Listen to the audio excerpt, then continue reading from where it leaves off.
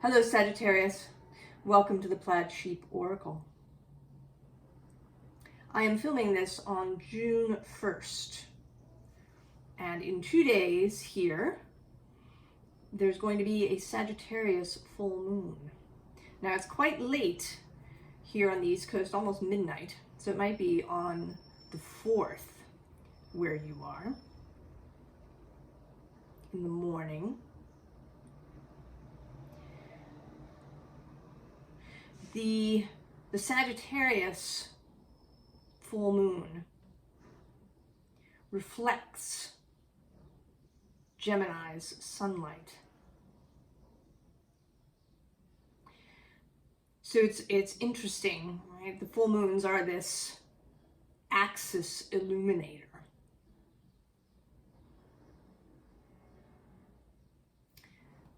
And I think that in relationship to this reading, it's about the possibility of choice. So we start with the Three of Wands as the underlying or overall energy. And from the Surrealist Tarot, which is so interesting, you know, I think of Sagittarius as a very direct sign. As direct in many ways as Aries. But the Surrealist deck is a very indirect sort of deck.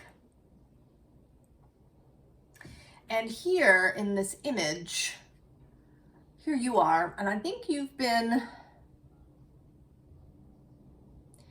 not waiting. You haven't been waiting. I think you have actually been doing things in a conscious way, but a part of you has been waiting for this egg to hatch. And now it has, and it's got a tree in it, which you did not expect. Though your unconscious, subconscious, soul self did expect it. You know, your conscious self, you're holding on to this specific wand here, although there's these others around you, and now there's this tree coming out of an egg.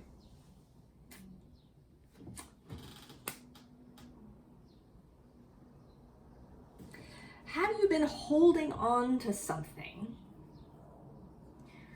because of some previous commitment? Sagittarius can get very focused, and that can be a real gift to be able to focus. But it can also be a hindrance if you get chained to a focus.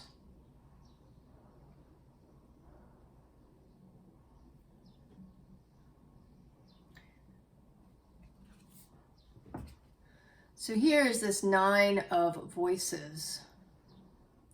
And I think this is a part of you that has been silent for a long time. Maybe it's your 12th house space. The 12th house is, among other things, the unconscious, someplace where things are hidden even from ourselves.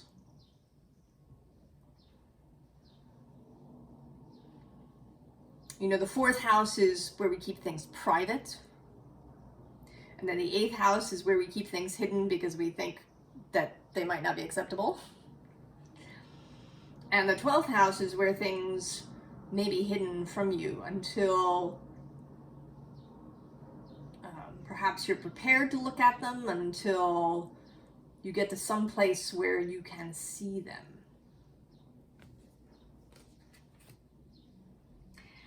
And we have you here as the Hermit.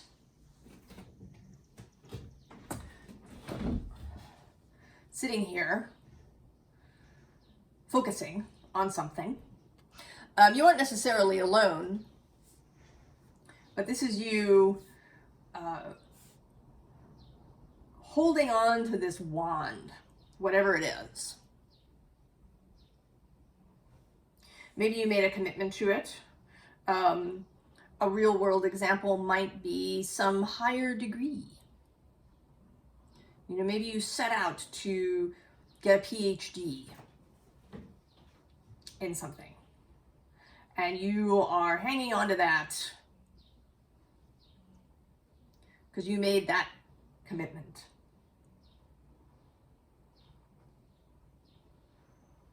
But you're not actually feeling good about it, not all the way through. And on either side of you are these two tens, the 10 of emotions and the 10 of materials. Happiness, both emotional and material. And really feeling good communally. Feeling like yourself, feeling open.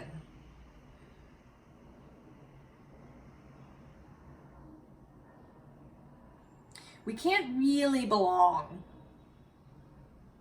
if we're hiding something, even if we're hiding it unconsciously. So the other thing that came out for you was a quote from Anaïs Nin. When one is pretending, the entire body revolts.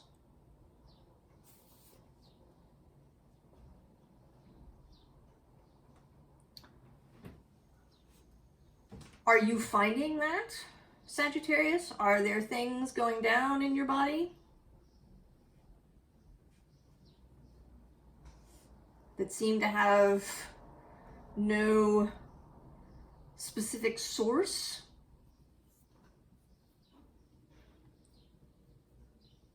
Maybe it's psychological too, possibly.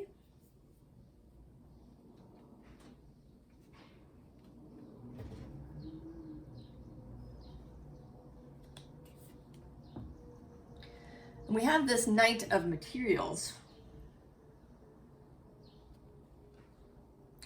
And this is an energy that's trying to arrive.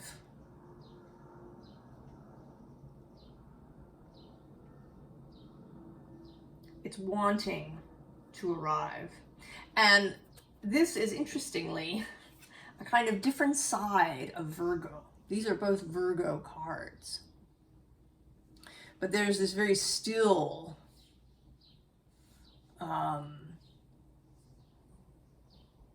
still dedication, focused, and perhaps inwardly focused. And then there's this mobile, mutable aspect. And you are mutable as well, Sag. You can change direction. You can change focus if you are willing to do so. But you seem to be holding, efforting, keeping this door open, clutching this particular wand for dear life.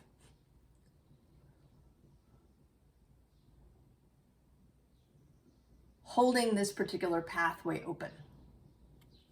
And what's interesting is there's sunlight coming in here, and so things on the cards are very, very clear, and you're not going to be able to see it on camera, but there's this kind of starry sky happening at the top of this card, like a golden light that is within this dark space that you're not seeing because you're so focused on keeping this door open.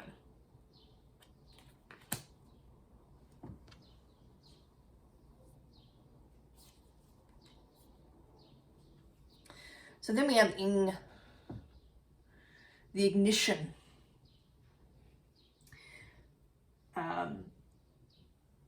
There's another card in this deck that is the Seed, the Void, but for me, when I first learned the runes, one of its meanings was the seed that wants to crack open. And here there's something that wants to ignite.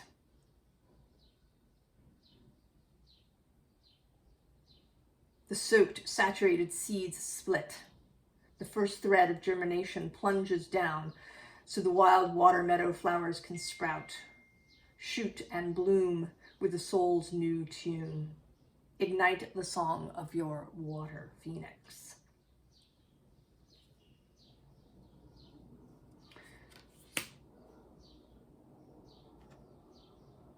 Now I think that maybe this, whatever this tree is becoming visible to you. And it may be that it will appear at some point around this full moon if you're watching this video when it comes out.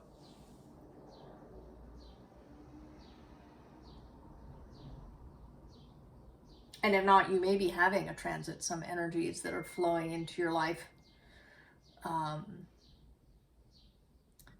that are revelatory. And I think that it's giving you anxiety. Because then we have this hailstorm card.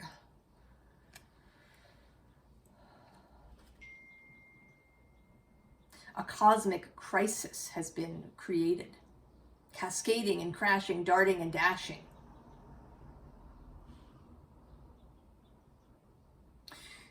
The understanding of what it is you actually want is feeling like a storm.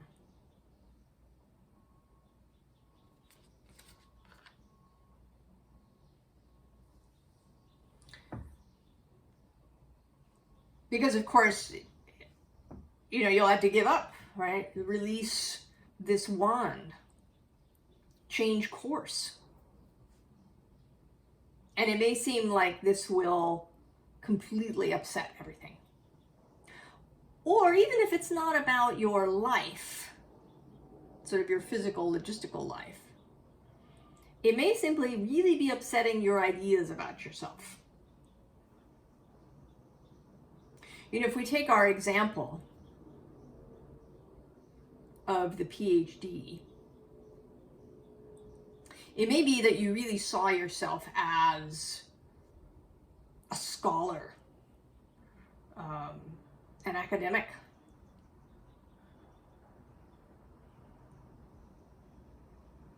that your whole career path was to achieve in this academic realm. And that this tree is something completely different. You know, it could be carpentry. We want to use the tree that you've really gotten interested in. Maybe you've been doing carpentry to support yourself while you study.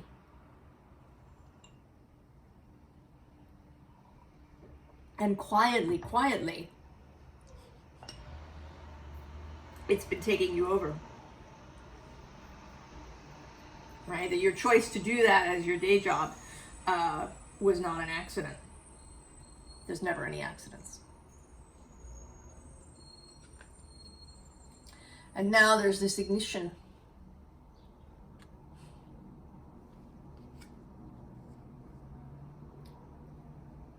Sacred fires bind to you, weaving new knowledge between your cells, through your cells, igniting and relighting the life that felt lost.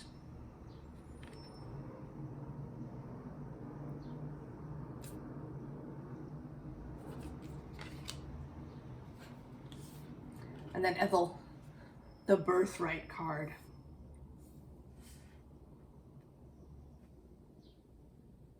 What has been building through your whole life. And I often say, and I will continue to say, nothing is wasted. Nothing.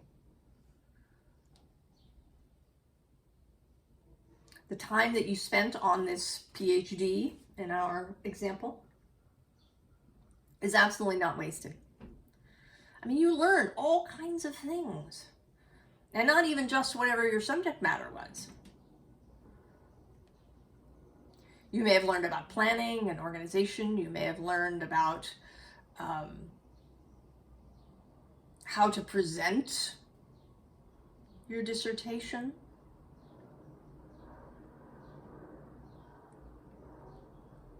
You may have learned about working under pressure.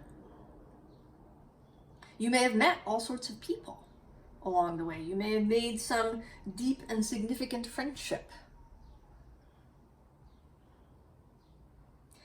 But now it's time to change direction.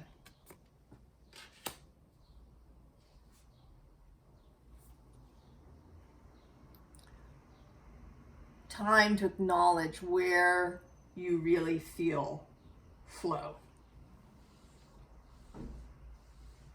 Then maybe you don't feel it when you're working on your dissertation, doing that research. Maybe you feel it when you're building something.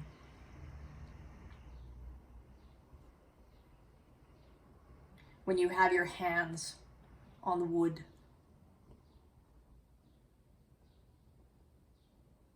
The time slips away and you feel the flow.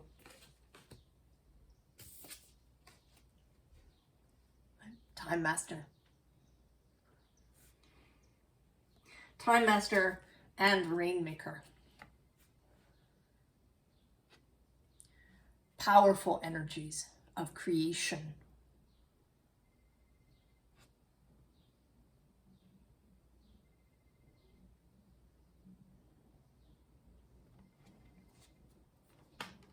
And they're there for you.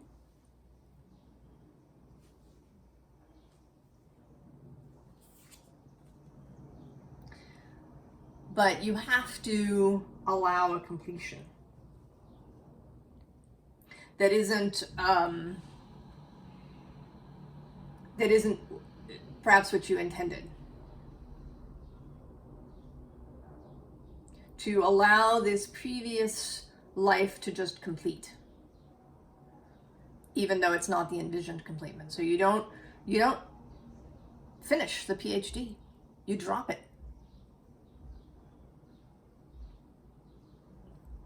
And that aspect, that part of your life is complete. You know, from soul's perspective, completions may be not what you thought. Because soul and the all that is are completely not bound by all these human things we have, you know, degrees and certificates and promotions and, you know, whatever labels and rewards and whatnot of achievement that we have is not what interests the all that is. Or at least that is not, that's not the concern. You know, your soul may go for a particular achievement, but it's not about, you know, it's about the experience of that. And not the actual award or whatever it is that you get.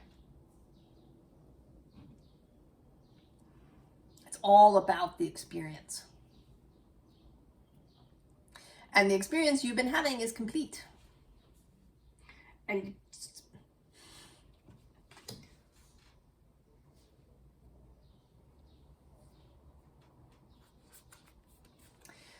now Libra comes out next.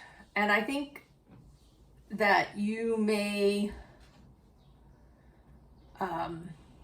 you know, maybe you've been working really hard to achieve balance.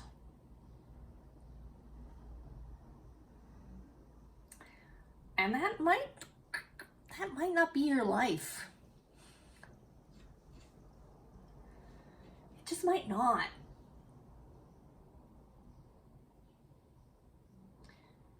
it may be that you're meant to have sort of extremes of experience. Because at the bottom of this deck is this 9th house exploration card. And the 9th house is related to Sagittarius. They're not the same thing, but they are related. Related energies.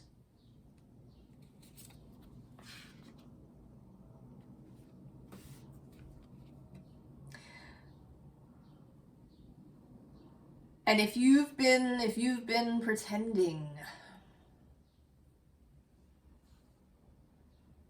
maybe you've been pretending so well that you thought that you really liked whatever it was.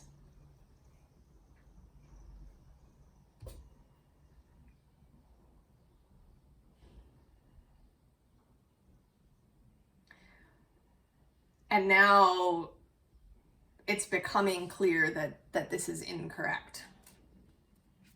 And actually underneath is this Pisces sensitize, feeling card. And maybe your feelings have really been. And then this Scorpio, investigate. And it can be for fire signs, for the fire energy. Introspection is not the natural direction. Really diving in and examining your own motives. That's a kind of water journey. And it may be really uncomfortable. Uncomfortable.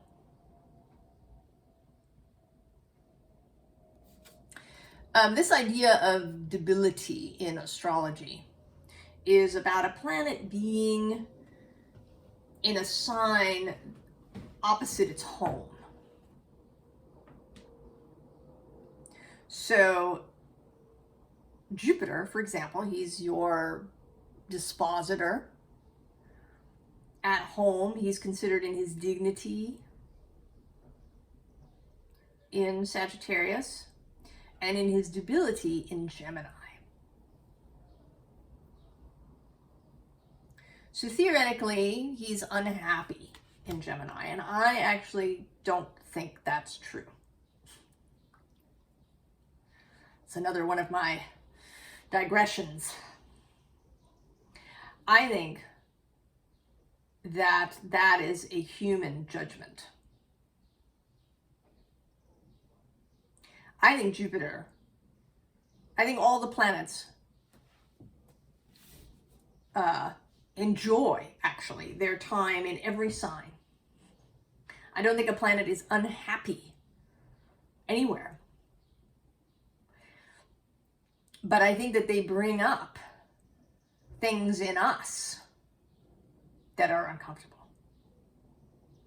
That those energies can be uncomfortable for us as human beings, because as a society we've got, rules and things.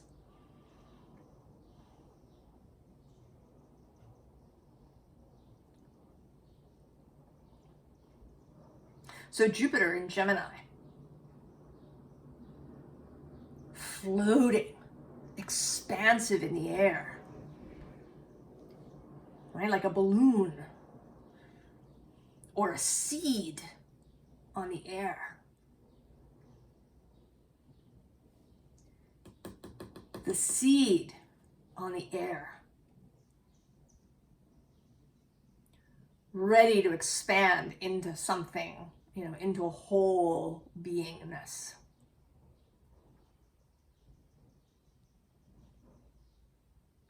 And that can be uncomfortable to be ungrounded, perhaps, to not have, to not be in control of the direction.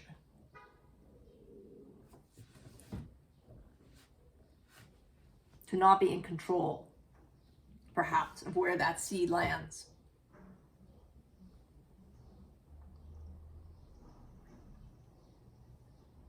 but the seed is excited and ready to go wherever it lands. And so then we get North Node and South Node.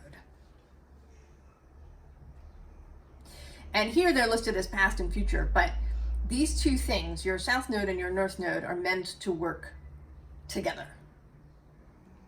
And they came out this way, right?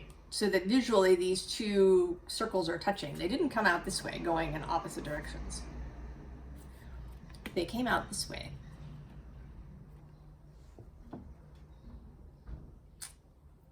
Because they're meant to work together.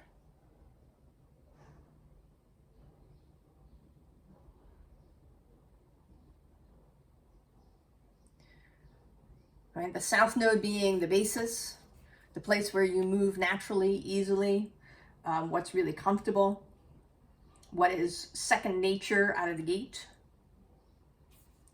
And then the North Node, what you grow into. And the South Node provides a foundation for the North Node.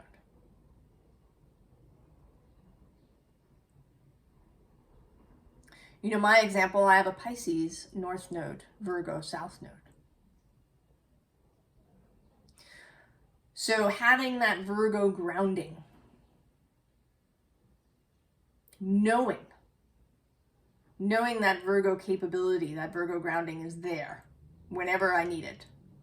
And then having this expansive Piscean direction to move in.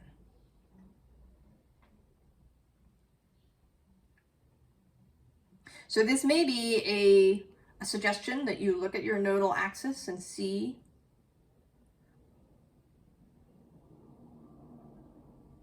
how it's wanting you to move. You know, what is your foundation and what is your direction? How can these two things move and work together?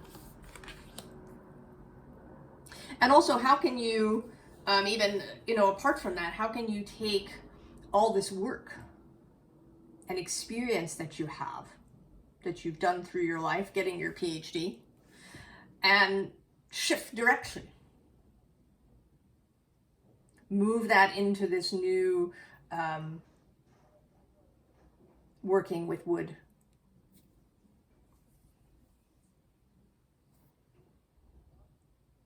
How can your experience provide a really solid foundation for this new direction?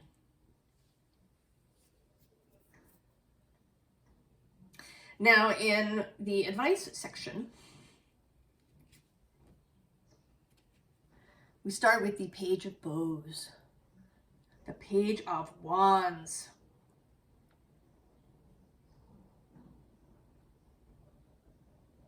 This energy, this inspired, youthful, excited, enthusiastic, adventurous,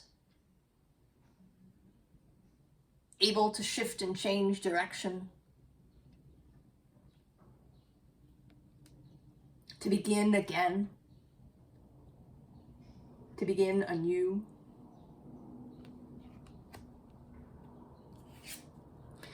And then there's this Queen of Pentacles. Now she's looking rather fearfully at the two cards that come out next, which is this Guardian card and this Ten of Wands. So it may feel like this new direction is really daunting, right? You've got to pass through this Guardian, that maybe all of those thoughts, you know, you can't be a quitter.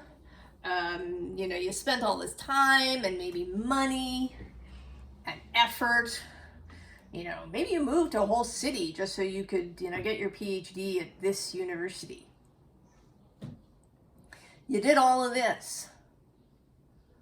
What are you going to do? Just walk away from that? You have responsibilities.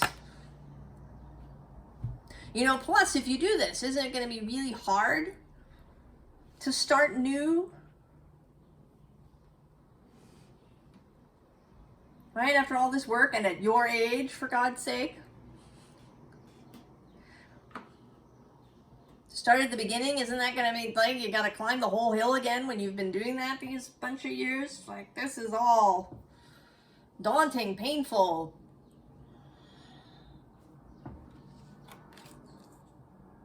No. You want to not be looking at that because you are, right? You have this Queen of Pentacles. Because nothing has been wasted. You aren't actually going all the way back to the beginning before you knew anything. You know so much more now.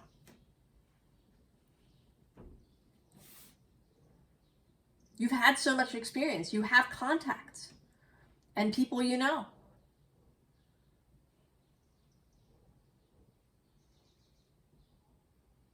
You have skills and abilities that maybe you don't even realize that can help you on this new journey, this new direction. So don't look at all this stuff.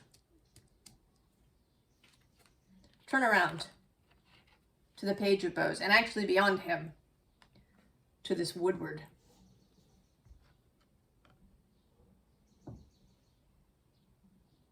This adventurous, dynamic, sovereign, secure person that you really are.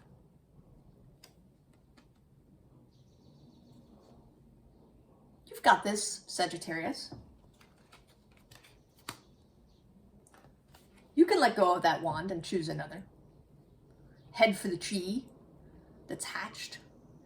You can, I don't know if you can see it, there's a little cord coming from this leaf down here. You can break that if that's what's binding you. There's no single thing in the physical world that is your security. Your security is internal. Your internal Queen of Pentacles. Your internal Woodward.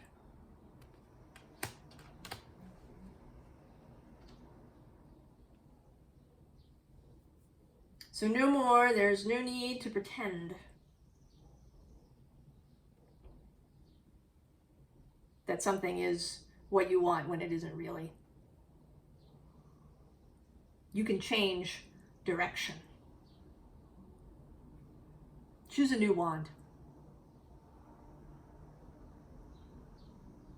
Choose a new wand, Sagittarius. I wish you all the very, very best, and I will see you next time. So long, Sag.